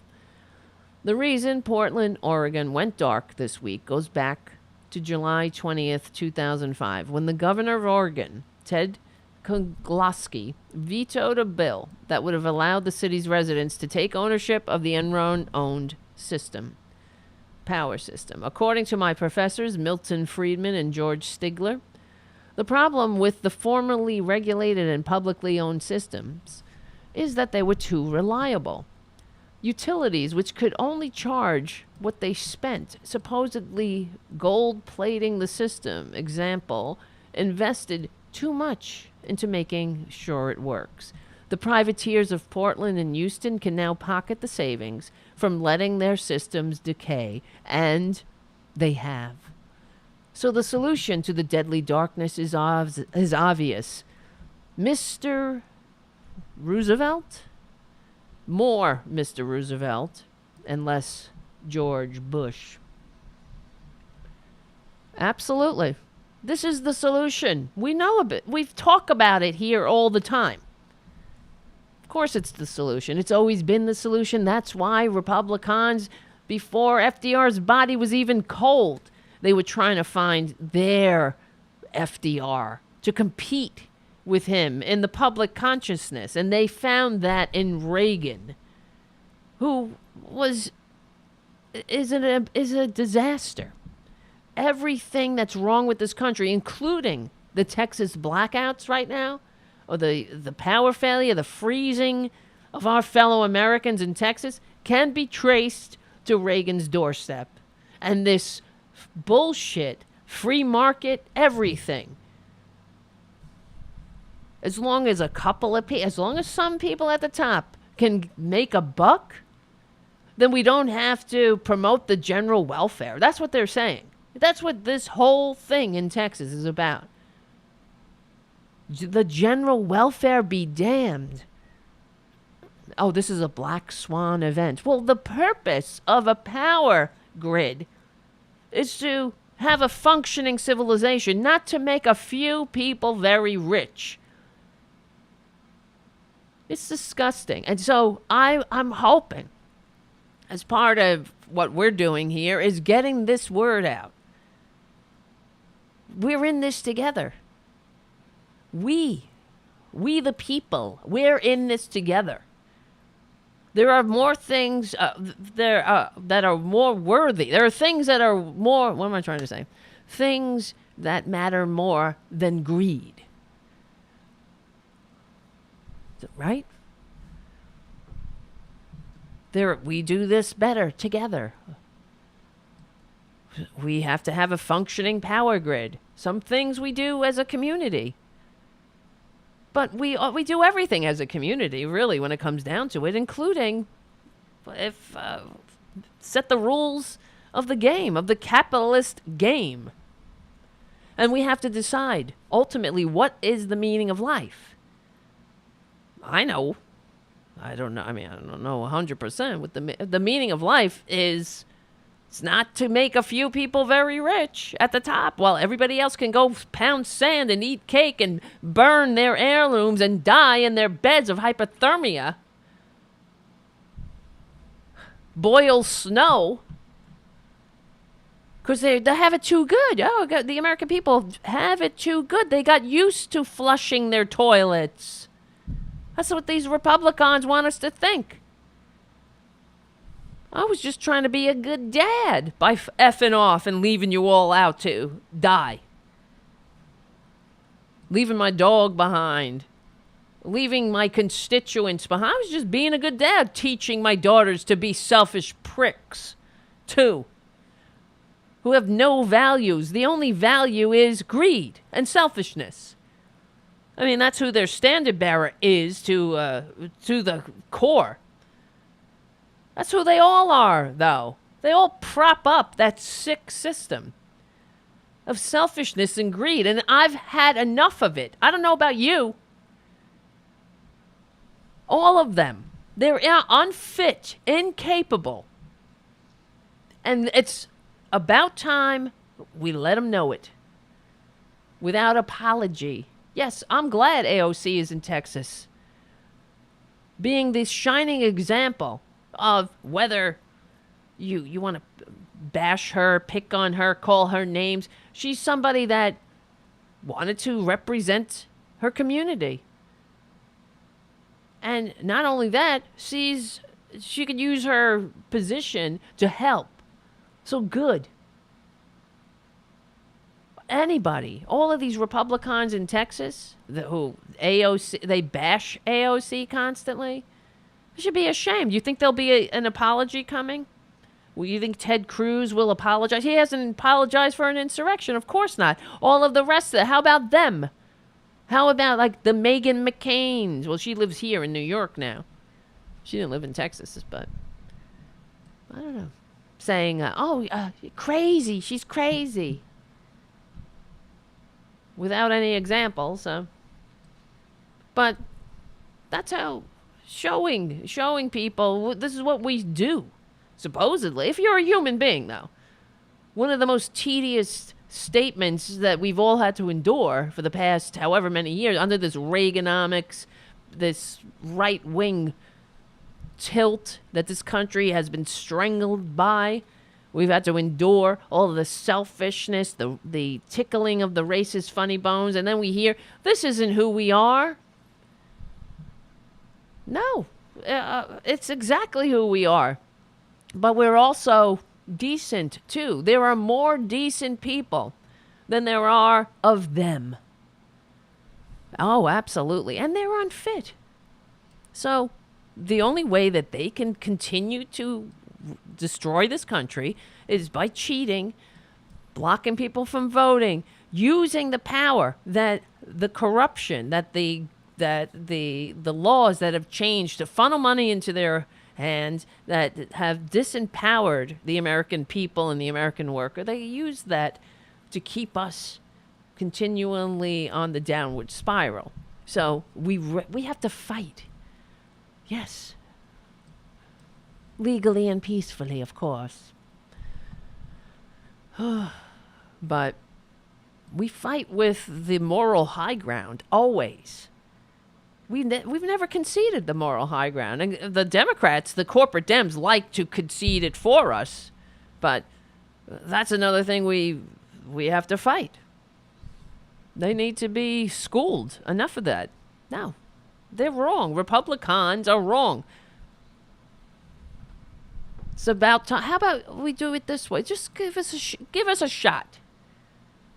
But the thing is, and like I was saying earlier, it's Republicans, the insurrection, it's not, it wasn't an accident.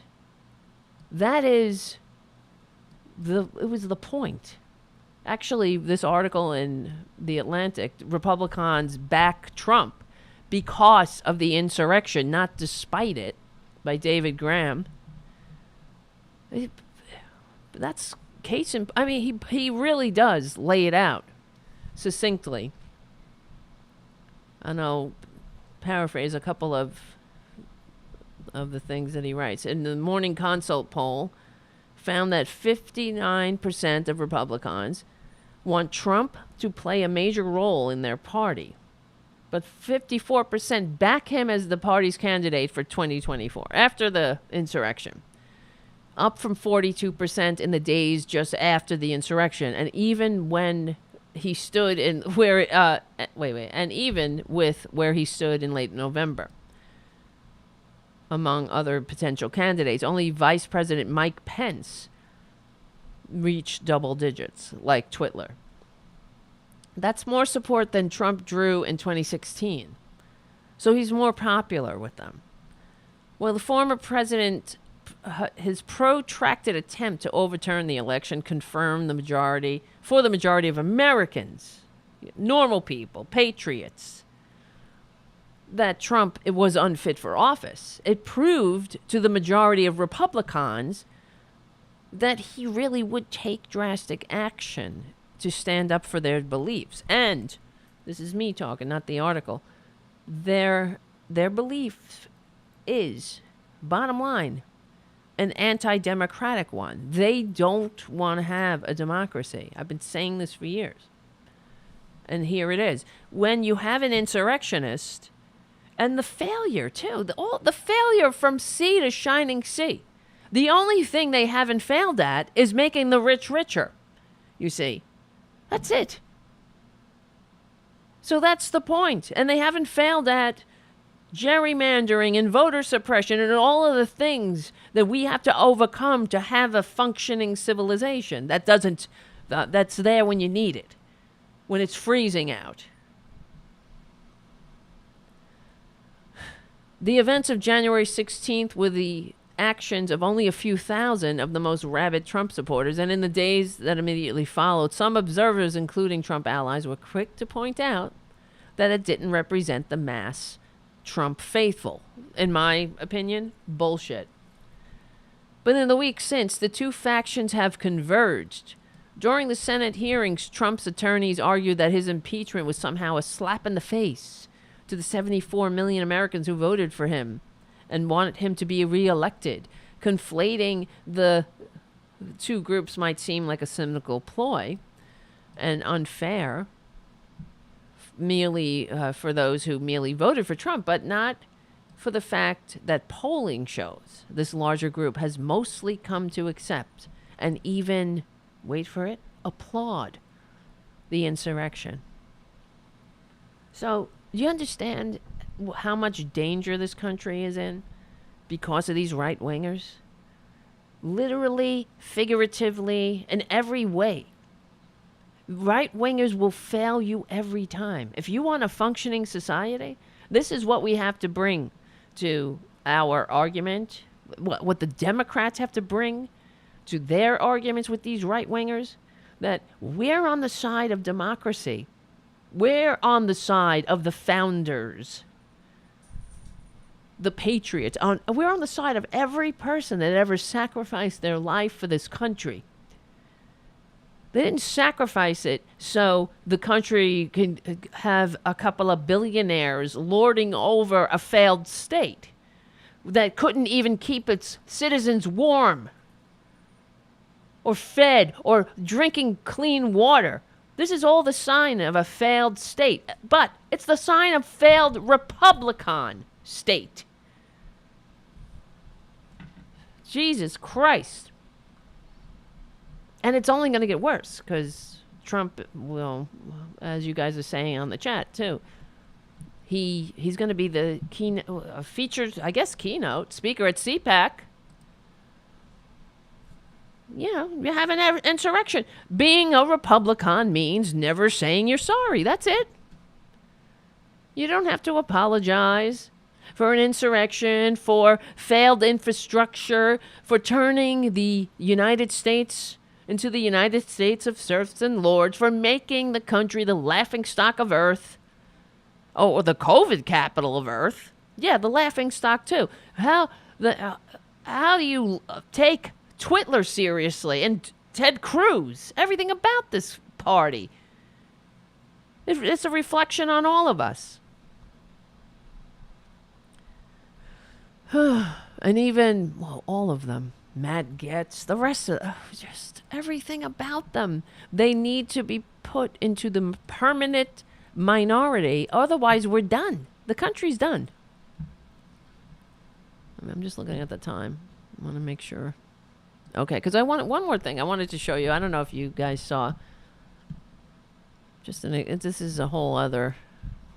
It's not about Texas. Thank you, Stephen Lee, for your super chat. Stephen Lee says, do you think March 4th will be another riot? I don't know. Probably. That's all they got. You know? It's true. They're violent thugs. Violent, anti-democratic, anti-American, un-American thugs. Dupes. They're either dupes, morons or they're cynical exploiters of the dupes. But I just want to play this one video though, where who's that? Hello, Ray. What are you doing, honey? Come here. Hello, baby. Ray, you're such a tease. He came up and come here, Ray. Ray. Come here, Ray. Ray. See? He just came up behind me and then he was like, meow, meow. And then I went to pick him up and he ran away. I wanted to show you guys. Let's see. I just wanted to play this one thing. It's an example of the Republican, how unfit they are. So the Sacramento Republican Party expelled one of their members, Jeffrey Perrine, a Proud Boy, and it's classic because he behaves exactly the way you expect him to. Hold on. Here we go. So on a Zoom call, they had the Zoom call. I want to get my lower third on. And it was being recorded. They knew it. He knew it, too. It wasn't being secretly recorded. So they were having a vote.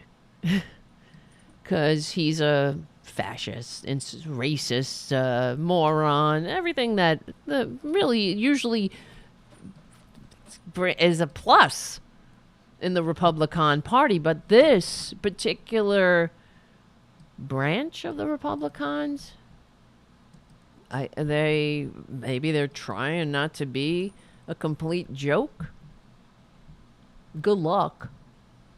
I have no idea why if that's the case, why they're Republicans. But this is the Sacramento GOP meeting to expel a Proud Boy devolved into threats and profanity. Here, let's listen in. We have a very unfortunate task of deciding whether or not to remove a member of our committee who was deemed elected in March of 2020. When Jeffrey Perrine showed up on the list of candidates for Central Committee, I didn't know who he was, so I looked him up on the internet. Was very distressed that the only place I found him was on Antifa Sacramento's website as one of their primary targets. The committee. Can I ask what bylaw I violated? I'm sorry, you. Well, he's in the corner there. So, he's getting more and more progressively pissed. Are not recognized right now. Oh. Betsy, could you recognize me for a moment? I'd just like to say something for a couple seconds, and then we can. Now, this poor guy here, what's he doing in the Republican Party? Right? It always baffles me.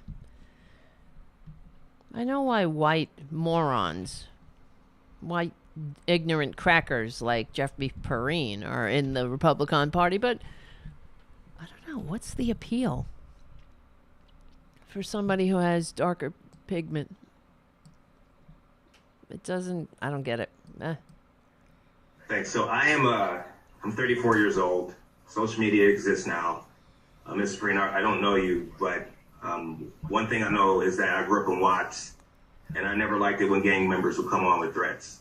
I'm still not that guy. And so your opening statement to me was a threat that if we don't do something a certain way, you're going to sue us. And so that behavior is no different from the tech companies that are threatening to censor people. So in any event, we have a motion before us to expel a member of the committee. We actually need a motion to be made. I'm sorry. Okay, so I get no character witness. You hear this? Now, Trump has taught them well. They're having a meeting. They have it under Robert Rules of Order, I'm sure. But it goes off the rails. Because Republicans can't help themselves. Then it's like, I get no counter witnesses. This is all a lie. And then it devolves into threats. No defense. That's what this motion is going to be about. It's nothing else. A defense. Hey, I don't know. See, the defense would be not going online and writing racist things that are embarrassing the Sacramento County Republican Party. That's really what's going on. They're trying to distance themselves from who they are, who they've attracted into their cult. The cult is off the rails. I guess this is Nancy Pelosi's dream come true. Take back your Republican Party. Well, good luck. Personally, but I'm a staunch elected Republican who's had the honor of serving on this committee, and one who knows what makes up the moral fabric of this committee. You don't know shit. From what I've read and seen, and can't help himself. That's who they are. Babies. They cannot control themselves. You don't know shit. Good comeback. Now, your conduct and language is beneath the standards of this committee. You don't know anything. So when approached by the Sacramento Bee about you don't know anything that we should smash the heads of immigrants into the concrete, you double down and you continue to cut double down. And now you're attempting a shoddy explanation of how the comments were racist. The media didn't make you say those things. You said those things. You did that. See, it's reverse racism to him, whatever that is. Reverse racism. See, that's in the so-called Proud Boys' view, and these incels, the morons. They really do think that they're the picked upon class of people. I even saw a shirt the other day, just online, that said, "I'm a straight white Republican male." Well, they say Republican male.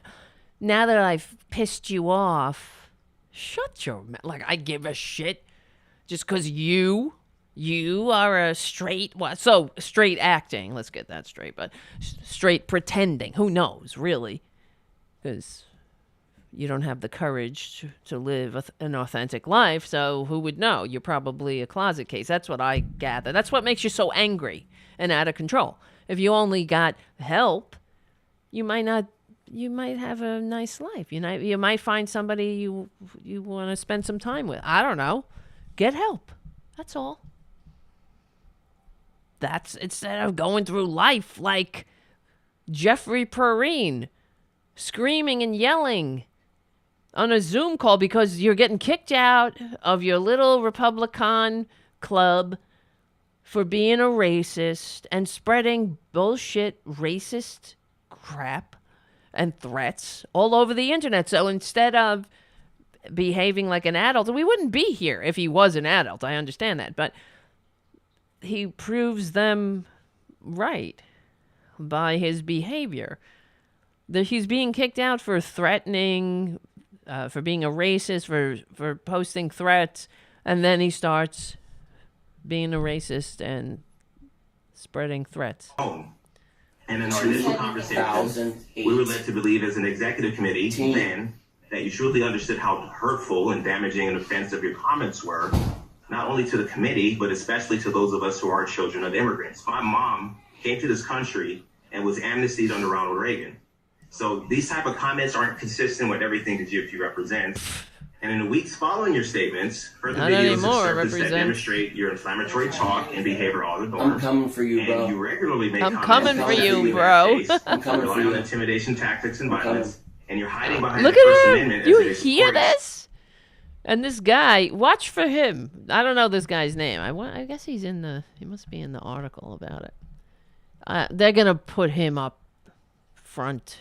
I'm sure he'll have a good career as a Republican with darker pigment or melanin, and because, hey, maybe they need him.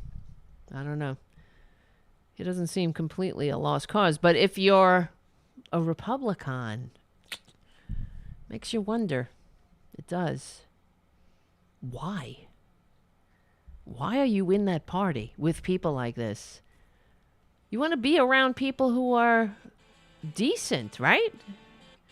Isn't that why you join a party? You join a party and then you're being assaulted and threatened by a racist white cracker? All right. My name is Tara Devlin. Thank you so much. I should have started that video earlier, but keep coming back. It works if you work it. So work it, you're worth it. Thank you so much for everything, for supporting the show. Thank you, Claire DiBerardino, for your patronage. Become a patron at patreon.com/Taradevil. And remember, we stick together, we win, and we will win. We are on the right side of history. We're on the right side of decency, dignity, and democracy. We will win. We're correct. Bring back the FDR Democrats. My name is Taradevil, and I'll see you soon. Wow, that was a lot of fast talking there. I don't know. I guess it's easier for me to see when the music counts down, when it's at the end. This is the end. Boom, boom, boom. It's not my only friend. You're my friends. We're in this together. Thank you. You guys make me want to get out of bed in the morning, but you also make me want to go to bed and get unconscious. Just kidding. Look at this shirt. Oh my God, it's so dirty looking. It's not. Was I holding a cat? Could that be? All right, friends. Remember, let's see. We will probably have a show on Monday. What do you think? Not tomorrow though. I need the day off. Especially if somebody becomes a patron. Then we will definitely have a show on Monday. And they will be in our family. And if you're not on the Discord, join us on Discord. That's another way you can get in touch with me. And post pictures of yourself, your cats, your animals. And I know you wouldn't put a cat or a dog on the roof of your car and then take a drive. And you wouldn't leave your cat or dog in a house with no heat or water.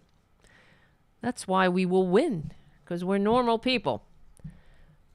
And we have the right ideas. We're on the right side of history. It's the truth. We just have to make sure that aren't you sick of Democrats trying to apologize and talking about bipartisanship as if the Republicans have a clue? Me too. I am. All right, let me see. Thank you. I lost you. I lost my people. Oh, there you are. Thank you again, Errol and Jim and Stephen Lee. What else? I'm coming for you, bro. Yes, humans must win. Paradu, thank you so much. We had a lot of people in the chat. I don't know if not everybody was chatting, but Ray, what are you doing? Come here, honey. Come here. Oh, he's so good. Look at this baby. How are you doing? Look at how good he is. So he is the cutest little meow. I wish he would do it. Make a meow. Say meow. Ray? What is your name? Is your name Ray? Look how cute he is. Ray, say hello to everybody. All right. Here we go. Oh, I got you. There you go. Good boy. All right, guys. Listen up. You're the best. I miss you already. Isn't Ray beautiful? My name is Tara Devlin. I got to get the show ready for Progressive Voices, and I want to get unconscious. Remember what I say. We stick together, we win. And we will win because we're on the right side of history. We're on the right side of decency, dignity, and democracy. My name is Tara Devlin. I will see you